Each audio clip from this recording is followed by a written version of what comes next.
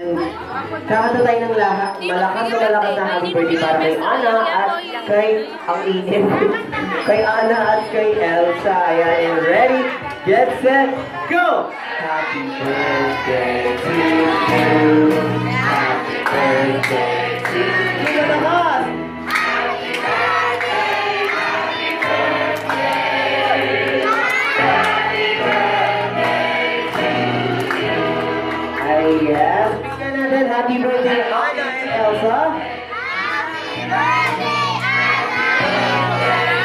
Ayan, bago mamasunod ang mga cake natin, i-blow na natin yan. Dito, bago natin i-blow. Happy birthday just for you. Happy birthday, happy birthday to you. Happy birthday, happy birthday.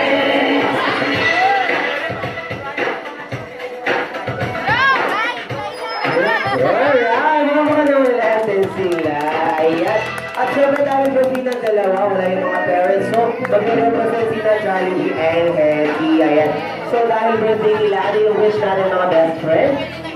So, tatlo pala. Ayan, tatlo yung wish nila. Ilan yung una?